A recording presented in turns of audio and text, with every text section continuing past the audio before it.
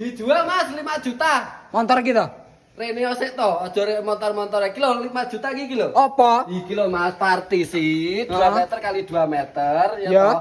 Iki kena bungkus cantolan TV-mu. Cantolan TV piye Mas ngono nggih? Iki kan TV ditempel iki kan dicantolne to. Oh ngono. Iya no. Oh iya. Iki wis enek lampune loro tinggo hias-hiasan. Oh, Duh, ah. mening pol. Iki lho Mas Yes. petekane ning kene iki. Hmm. Iki kok anu Mas lemarine kocone iki wis bening lho. Heeh. Oh. Isi hiasan boneka-bonekamu wah jan sret. Iki lho enek lampune barang. Iki wis enek lacine barang Mas. Lacine iki enek 5. Jan Oh. gede-gede lho. Lacine sak tumpuk-tumpuk ngene. Sak tumpuk-tumpuk lho Mas. Jan Oh. mening iki kene kena mbok dadah pekakasmu nggo seleh-selehan. Oh ngono. Mm-mm, toh. Ki bahane apa jane? Bahannya kayu jati to Mas lho. Lho to.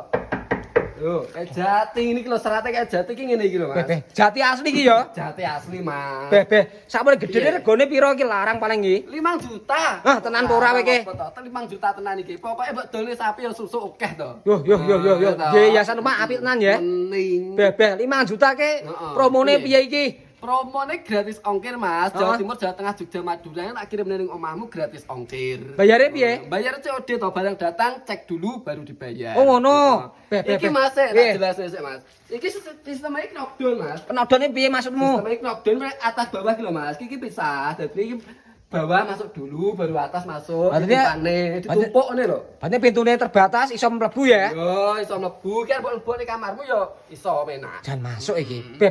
Lah Iya. cara pesene piye, Mas? Lha kuwi to enek nomor di bawah bio profil kuwi langsung dikring-kring ning deskripsi enek nomorku Hah? yo to lah langsung dikring-kring Mas partisi sing warnane apa corake kaya keramik ngene iki lho. Marmer. Marmer. Wah. Mening hargane 5 juta.